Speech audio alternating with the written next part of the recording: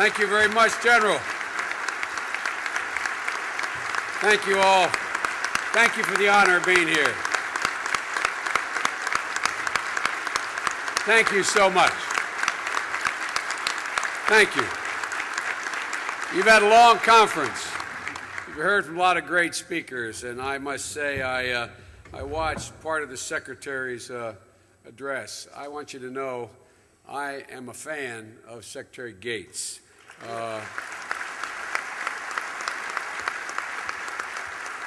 Now, I know some of you wonder why the Republicans sent the first team and the Democrats sent the second team. Well, let me tell you why. There's few things vice presidents and vice presidential nominees get to do.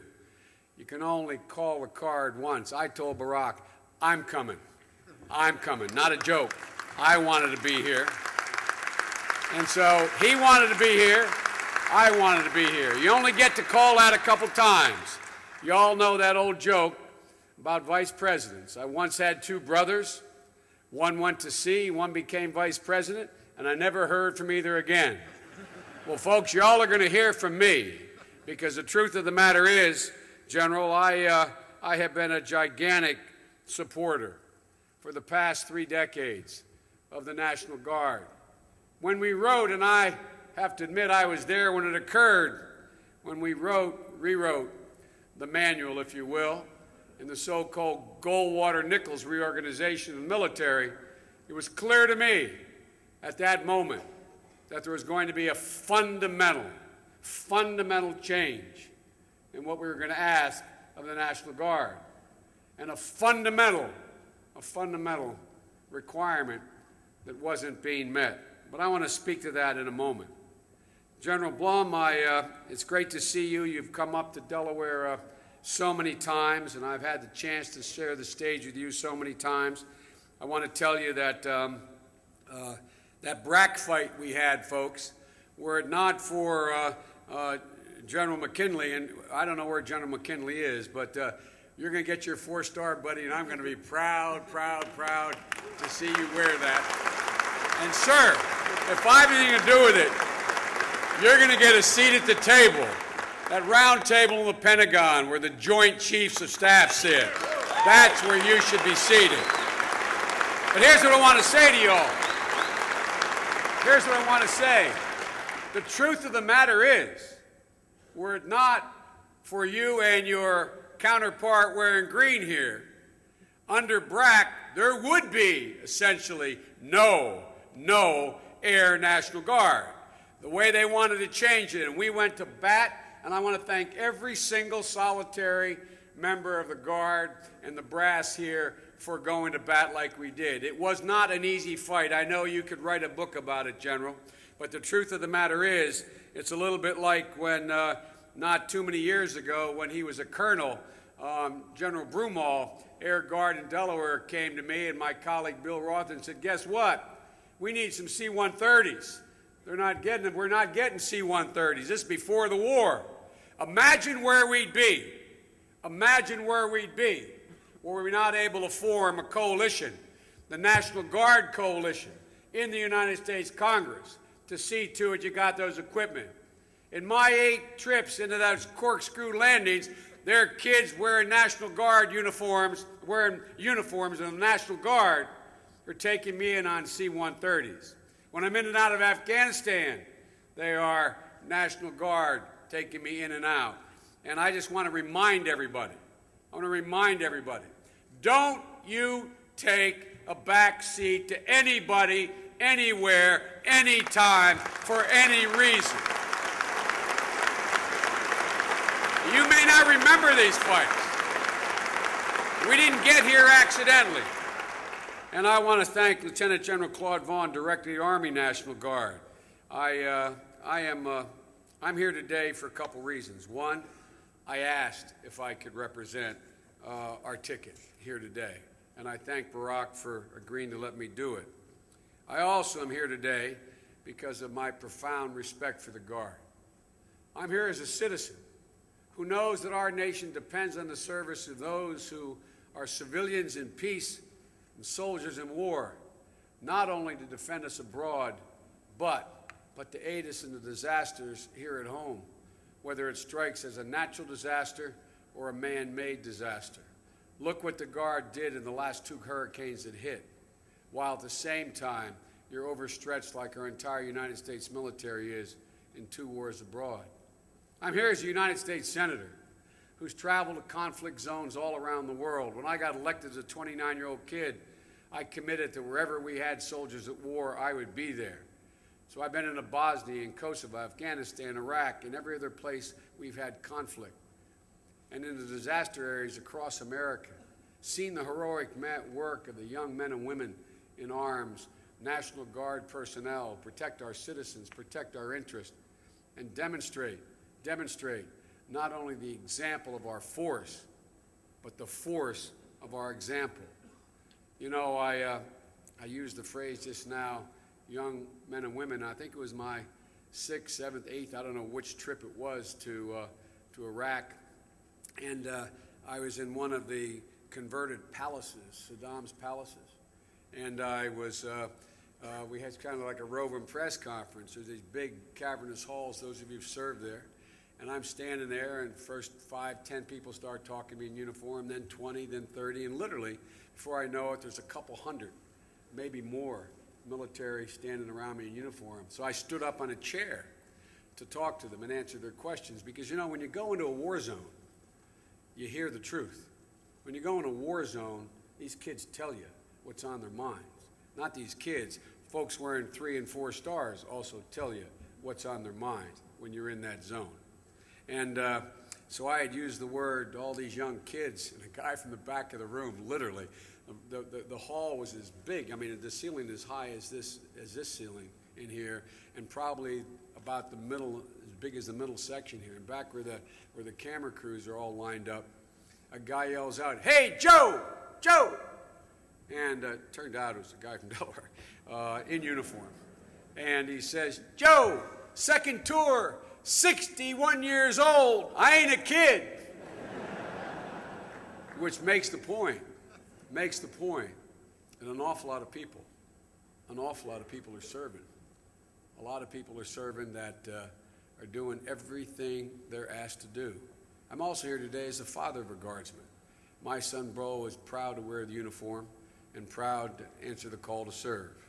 And I'm here as a Democratic candidate for Vice President of the United States, knowing that you have served with great distinction time and again, every single time we've asked. You've never, ever, ever let your country down. But too often your government hasn't given you all we promised, all that you need in a timely fashion. Ladies and gentlemen, we knew what to do about Humvees, these National Guard kids as well as regular Army and Marines over there. We knew that 72% of all the deaths are being caused by IEDs and roadside bombs in these vehicles. And I found out through a whistleblower that, in fact, we had been requested by the commanding general, Marine General in theater, that they wanted a vehicle with a V-shaped bottom. We now call them MRAPs, that in fact the Aussies had already had, and the South Africans already had, and the Canadians had some. And we were not spending the money to build them. I called the Commandant of the Marine Corps. He said, "Senator, I'm with you." He said, "I have one overriding moral obligation to get these things built." And I walked out on the floor of the United States Senate when nobody much wanted to hear about spending another $20 billion to build these vehicles. Well, ladies and gentlemen, in terms of what we aren't giving people that were needed, we had the technology to do this 2 years ago, 3 years ago, 4 years ago. But it wasn't until I stood on the floor of the United States Senate and said, "I'm going to be the bastard of the family picnic here. I'm going to stand here. Not a joke. I'm going to stand here. I'm going to stand here until we appropriate the money to build these vehicles." And were it not for the Commandant of the Marine Corps saying this is his highest, most urgent moral obligation to build these vehicles. Now we have committed to build $20 billion worth of these vehicles. The lives of people are being saved every single day.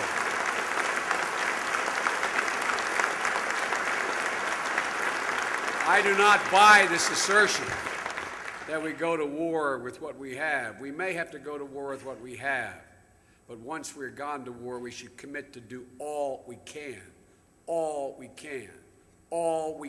regardless of the cost, to give those who we send to war the best equipment and the best protection as possible. Ladies and gentlemen,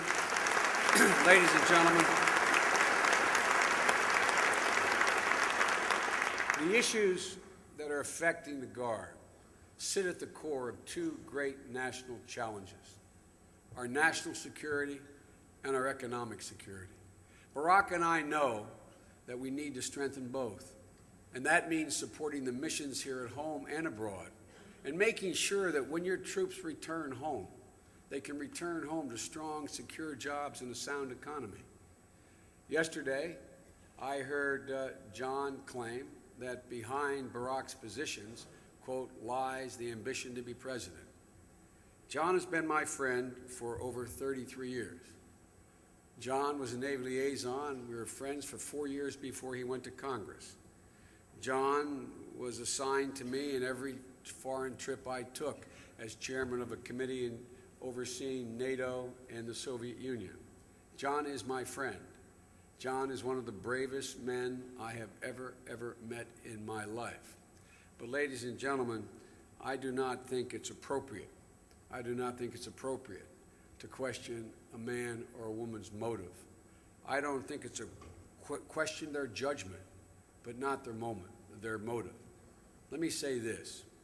After the last 8 years, the last thing we need now is more politics of division, more characterizations of personal motivation, rather than strong and important disagreements on judgment as to which way the country should go.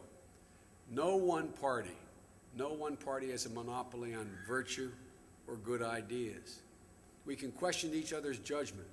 That's what elections are all about. But we have to stop questioning each other's motives and each other's patriotism. You know, whether we're Democrats or Republicans or independents, we all share a profound desire to do what's right by America. We all put country first. When John and I send our sons to war, they don't wear a Republican flag or a Democratic flag. They wear the American flag. And the only differences, and they're legitimate differences between John and me and Barack and Sarah Palin as well, the only difference are in how best to protect our national interest and how best to serve our military. And we do have differences on those points. Let me begin where we are right now, right this minute. We depend on you, the National Guard, as never, ever before since Bunker Hill, which was the earliest version of what we are doing.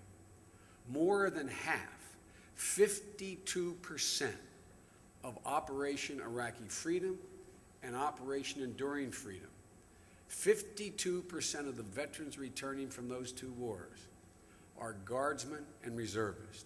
52%. That has never, ever happened in the conduct of a war before.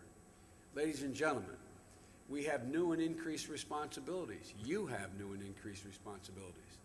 But in my view, we haven't given you the command nor the equipment to support those responsibilities as fully as you could, were we to give you both. But the interesting thing to me is y'all never complain. You always step up. You always step up. But I genuinely believe, and look at my record. I am not new to this. Look at my record for the last 25 years. Look at my record, particularly the last 10 years. Elijah, is that you? Congressman Elijah Cummings. I didn't see you there, Elijah. How are you, man? One of my great friends and a great congressman. Good to see you, man. Elijah knows what I'm talking about. Elijah knows what I'm talking about. And what we've done, we've been fighting. This is not new. Fighting to give you the figurative and literal seat at the table. So it's time for a change, folks. It's time for a change, a bipartisan change. Change begins with giving the Guard, as I said, a seat at the table. As I said, General, that seat where the Joint Chiefs of Staff sits. General, I not only, as I said, want you to have your 4-star, I want Admiral Mullen sitting right next to you. I want you to be able to have your input. I mean it. I mean it. Look, when 52% of the people returning home are Guards and reservists, tell me why there's any rational reason why you should not have a seat at that table. It'd be one thing if 5% or 7% or 3%, but 52%. Ladies and gentlemen, your women and men are serving and dying. They need their voices heard when it comes to equipment to train on, equipment to deploy with, equipment left behind to be available for a natural and or a man-made disaster like 9/11. We have to provide what you need if we expect you to provide for us. And we've not been doing it adequately, in my view, and that's wrong. I mentioned MRAPs. How about Blackhawks? How many times do we have to go, General Broomall, and beat up? How many times, General, do we have to fight to make sure, all of you, that the military, the Army, if you all have these Black Hawk helicopters? What are we talking about? Well, ladies and gentlemen, 90% of the units, 90% of the National Guard units have serious equipment shortages. Collectively, the states are $100 billion if they were going to require to upgrade all the equipment they've lost in these two wars. It's a $100 billion deficit. This is the nation's war. It's not the state of Maryland or the state of Virginia or the state of Washington. The nation should be at war. And we've seen the consequences. We've seen the consequences of the equipment having to be left behind. Simply put, the states have been left with the tab to make up for the equipment shortages. Since September 11, 2001, more than 500,000 reservists have been mobilized and deployed for Homeland Security missions as well as combat missions in Iraq and Afghanistan. Let me say this again, every National Guard combat brigade has been deployed at least once. Specifically, units like specialty units like military police, special forces, medical units have been deployed multiple times in Iraq and Afghanistan. In those two theaters, 870 members of the Guard and Reserve are among the fallen angels. Among the fallen angels in this war. You know, on several of my trips home, I've flown out of Baghdad with one or multiple coffins strapped to the floor of that 1C-30. And it turns that cargo area into a cathedral. Ladies and gentlemen, the respect with which our military treats a fallen angel, as you know they're referred to in Iraq and Afghanistan, would make you so proud. But all I can think about when I fly back with those caskets, all of which come to my state, the state of Delaware, the Dover mortuary, all I can think about is the parents, husbands and wives, children waiting at the other end. And ladies and gentlemen, we owe them. We owe their families. We owe them the full measure of whatever we're able to do to care for them. Ladies and gentlemen, 6,785 guardsmen have been wounded. A significant number seriously wounded, requiring medical health care for the rest of their lives, which will cost hundreds of millions of dollars. The Nobel laureate Stiglitz estimates that the cost for those who have survived but will need medical health care the rest of their lives for the entire effort will cost $600 billion because the life expectancy is closer to 35 years. I want to remind everybody, I remind everybody wherever I speak, they cheer me now for saying we should take care of and guarantee those families and individuals that care. But I warn you, if we're lucky enough to be elected even twice, 7 years from now, when it comes time and we have $10 to spend and they tell me it's cost $5 to spend to take care of that obligation, we will spend that $5 on those veterans before we spend a penny on anything else in this country.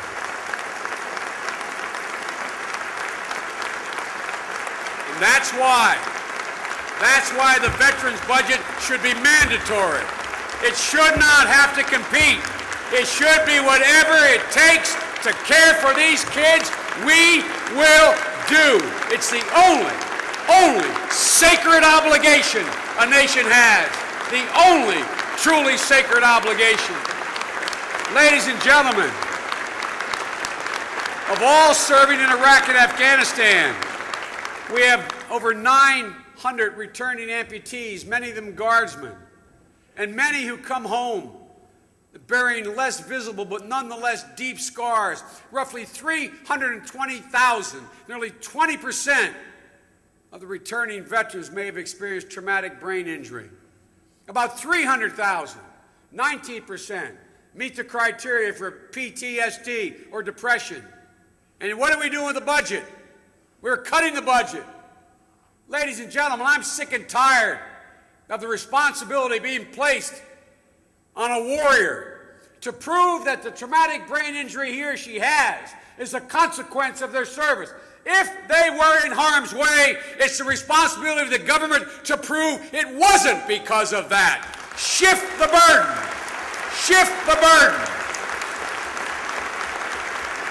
In 2006, the most recent year recorded, we saw 113 Iraqi and Afghanistan era veterans commit suicide. That's a record number. That's more than twice the suicide rate of the civilian population. And multiple deployments have added to the financial and marital tension of many of our guardsmen. I don't have to tell you any of this. You've forgotten more about this than I know. Reports show that 11,000 guardsmen and women lost their jobs when they returned home. A clear, absolute violation of the law. And it has to stop. And Barack and I are here, and I can guarantee you, we are going to change it and set this straight. And we have very different ideas than John and Sarah Palin do about this. It starts with a guarantee that every returning veteran has the single best health care available that we've been fighting for as senators, as well as guaranteeing, which we will do as president and vice president. We're going to shift the burden of the government. No more requiring soldiers to prove their traumatic brain injuries are a consequence of combat related if they were in an area where concussion has occurred extensively. We're going to spend money and hire personnel. That's what it takes, by the way. I love some of my Democratic and Republican friends who think we can do this cheap. The way we're going to make sure that we eliminate the waiting periods is you got to hire more people. You got to spend more money. You got to say it's a priority. You can't do more with the same. We're going to guarantee that any returning veteran needing a prosthesis will have the most up-to-date, state-of-the-art prosthesis for the rest of his or her life. And there will be zero tolerance for veteran homelessness. Ladies and gentlemen, you know, you may not know, Barack Obama is on the Veterans Affairs Subcommittee in the Senate. I've watched him work at his Republican colleagues to pass major laws with short-term fixes as well as long-term solutions, to end the shameful care we were giving veterans at Walter Reed, to strengthen the programs to help the homeless veterans. He fought for fair treatment for veterans' claims and forced the VA to fix disparities. He helped ensure that all service members returning from Iraq are properly screened for traumatic brain injury and that demand a major national research effort into the readjustment needs of returning veterans. You know, we've never sent people to war like this before. We've never sent them once, put them in harm's way, brought them home, sent them back, brought them home, sent them back, brought them home, in some cases 5 times. We'll see to it that all veterans have access to the VA system. Military families need help coping with deployments. We'll expand family and medical leave to include reserve families facing mobilization. Look, folks, why does not make sense that if a returning veteran in bad shape has a family member who is willing to care for their needs, why should we not pay that family member to care for those needs rather than spend twice the money to put that person in a hospital where the need will be no better, the service no greater? Ladies and gentlemen, this is the 21st century. We'll add resources to help military families during deployments, such as more staff for the family readiness groups. Because when a soldier goes to war, the family goes to war too. John McCain says that we're a nation at war. My mother would say, God love him, but he's wrong. We're a military at war. We are not a nation at war. The only ones making any real sacrifices are those deployed and the families they leave back home. And we need to do more. The second thing we're going to do is we're going to restore your readiness. It starts with increasing the end strength of the United States active military. We're going to increase the end strength by 65,000 for the Army and 27,000 for the Marines. Increasing the size of active duty force means they can carry a heavier burden, allowing guardsmen to have fewer deployments, more predictable deployments, with more time in between, so they have day jobs as well. We're going to cut down on equipment shortages. Barack Obama and I will end the cannibalizing soldiers of soldiers and machines from units back home for missions abroad. We'll consult with the governors of 50 states so we know their needs. Guard units are both their combat missions overseas and their domestic missions at home. Look, remember in 2006 when it was reported the Department of Defense was making plans to cut the National Guard force structure and strength? Remember that? A lot of people kind of forget that. Well, Barack Obama and I were one of 75 senators who sent a letter to the Secretary of Defense strongly opposing those plans. I don't know what John's position was, but he didn't sign the letter. He wouldn't sign the letter. We believe we shouldn't be cutting back in the Guard at the very time we're asking you to do so much more. And thirdly, we're going to make sure that you have an opportunity when you come home, that you have an opportunity to put the federal government back on your side. The Department of Defense, the Department of Labor, the Department of Justice, they have an obligation, each of them, to guarantee that the laws designed to protect veterans is enforced. A recent survey found that 44% of employers would not hire a reservist, even though it's illegal discrimination, for fear that the employee might be called up. The Department of Defense currently has no plans to ensure business comply with the reemployment laws for our Guard and Reserve. And the Labor Department and the Justice Department have failed to vigorously enforce the laws to protect your men and women who have volunteered to protect us. 70% of our Guardsmen work for small businesses, and the DOD has no outreach program to small businesses. You shouldn't have to sacrifice your job in order to serve your country.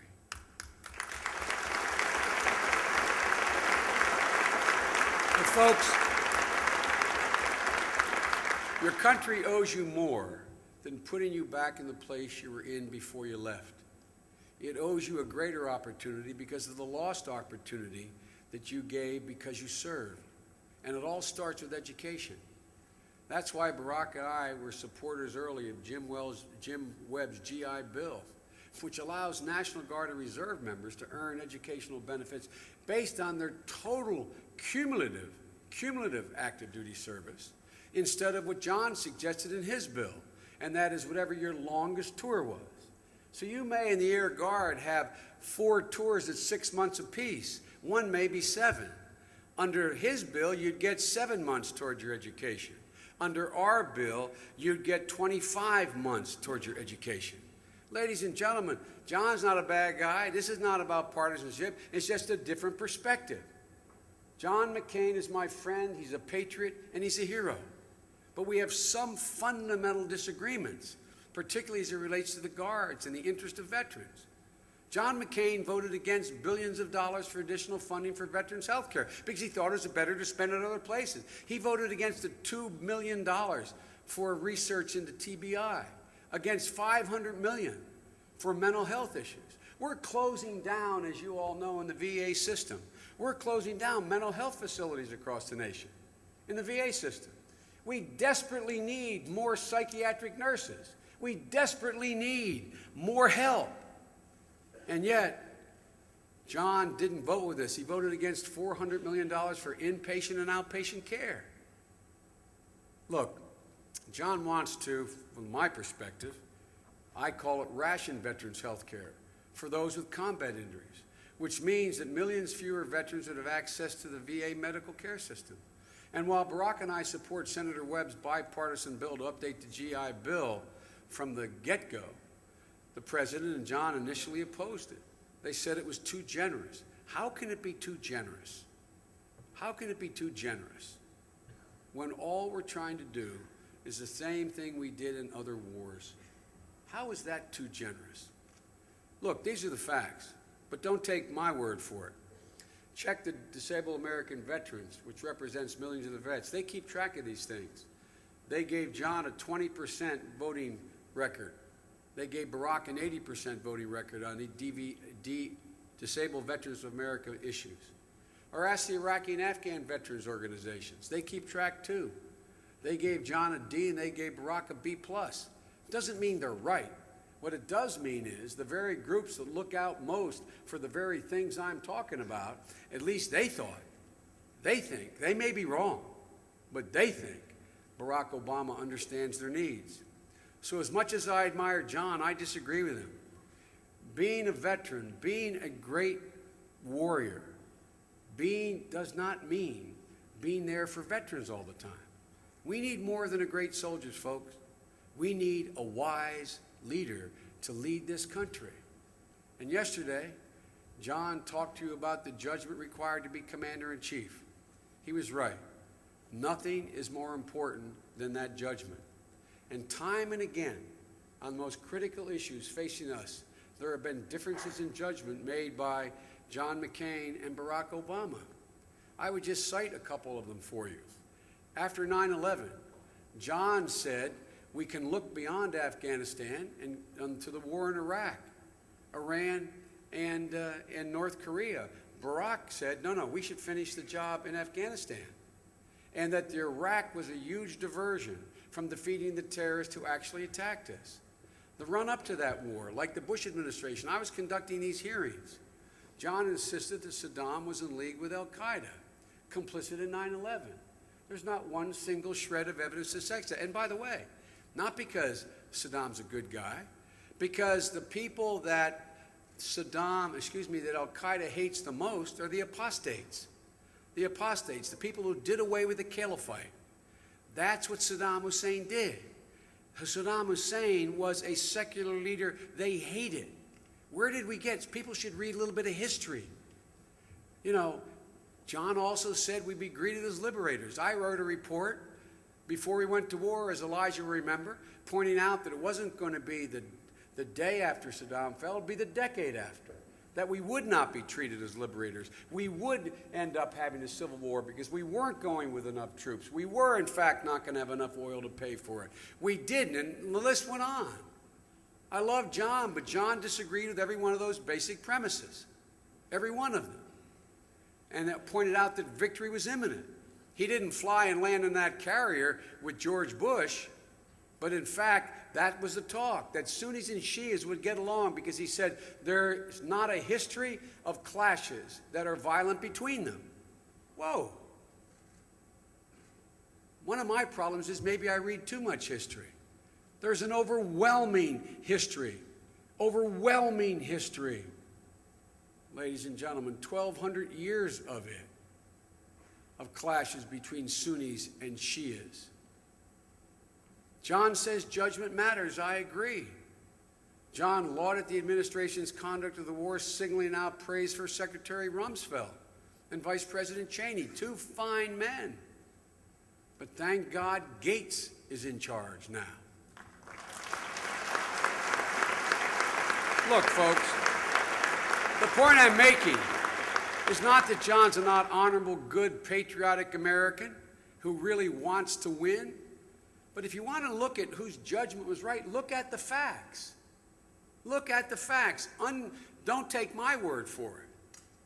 How many times did you hear from me that we would not be greeted with open arms? How many times did I come before our guys in Delaware when you have your yearly meeting, right from the beginning saying, this was going to be a decade-long war. This was going to require us to keep a civil war from bursting out. This was going to require us to give local control, which we're finally doing now under General Petraeus. But all the time, John continued to adhere to the president's well-intended notion. What is it? Establish a strong central government in Baghdad that will gain the confidence and control of all the factions within Iraq. Ladies and gentlemen, you've been there, many of you. Tell me whether you think that's going to happen in your lifetime. So what's working now? They said Biden and Barack wanted to partition the country. That was not true, but what we did say, and 75 senators joined me in saying it, is you got to give local control. You have to have a central government with limited power. And you have to have the Sunnis, the Shia, and the Kurdish regions having more power, kind of like our Articles of Confederation. Where is there peace? Why is there peace in Anbar? Why is it better? Because we said to the Anbaris, no Shia will step foot in your province. You with our help, will control your own territory. Why is it working relatively well in Kurdistan? Because you cannot even send a united Iraqi military force to Kurdistan without the Kurds' consent. Where have these guys been? Now, God love Johnny talks about victory. Let me tell you my definition of victory in Barack's, and I stated it 5 years ago. Victory is leaving Iraq where terrorism is not in control, where terrorist organizations are not alive and well, where there is, in fact, peace and security, where Iraq is not a threat to their neighbors, and where their neighbors cannot threaten them. That's as good as it's going to get. If you can take that, take it now. What's John's definition, God love him? No Iranian influence. Did John happen to notice when we have 140,000 American forces in Iraq that the president of Iraq invites Ahmadinejad from Tehran to Baghdad and then embraces him and kisses him on both cheeks? Ladies and gentlemen, read history. So if you go by John's definition of what constitutes success and victory, hang on. You're there for a lifetime. We can end this war, and we can end it with honor, and we can end it leaving a stable Iraq behind. But who was right on that? 16 months ago, judgment. Barack Obama said we should be as cautious getting out as imprudent getting in. And what did he say? He said we'll turn over responsibility to the Iraqis gradually and gradually draw down our combat forces, leaving behind the necessary force, the necessary force to deal with counterinsurgency in order to keep al-Qaeda, Mesopotamia, from having a foothold. So what's happened? I'm, as chairman of the Foreign Relations Committee, waiting for a document to be placed on my desk. You know the document's going to be signed by? By Mr. Maliki and President Bush. What does it say? President Bush, after 6 long years, has acknowledged there's a need for a timeline. He's about to sign an agreement with Maliki and the Iraqis, setting a timeline to draw down American forces. So when John McCain, God love him, says Barack Obama put his career before his country, what does that say President Bush is doing? What does that say about what is about to be the policy with a great big stamp on it? The policy that Barack Obama suggested 15 months ago is the policy that we're about to adopt as a nation, and in a de facto way we've already adopted. Ladies and gentlemen, look, I'm going to end by saying this. There's a lot at stake in this election. I really do admire my friend. But this idea that somehow, when it comes to being commander-in-chief, judgment doesn't matter. It matters a lot. When I vote to send my son or my daughter to war, when I vote to send your son or your daughter to war, it's incumbent upon me to have some sense